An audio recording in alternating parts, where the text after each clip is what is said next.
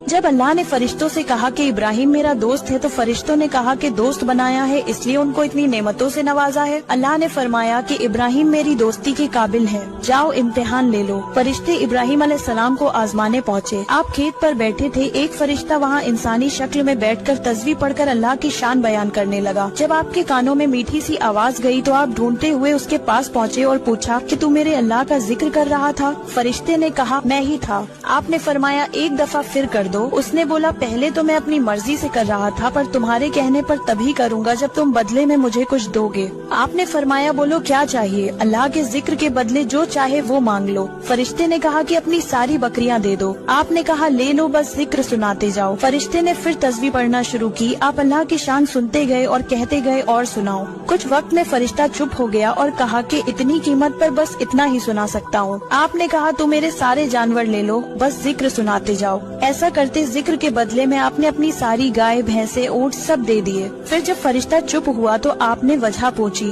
फरिश्ते ने कहा अब तुम्हारे पास कुछ नहीं है, अब क्या दोगे? आपने फरमाया कि अब तुम इतने जानवरों के मालिक हो, इनकी रखवाली के लिए तुम्हें गुलाम तो चाहिए होगा, तुम मुझे गुलाम रख लो, पैसे ना देना, खाना ना देना, बस मेरे अल्लाह का जिक्र सुनाते जाना। ये सब सुनकर फरिश्ता रो पड़ा और कहने लगा कि मैं आपके रब का फरिश्ता हूँ, आप वाकई में इस काबिल हैं कि अल्लाह ने आपको दोस्त बनाया है।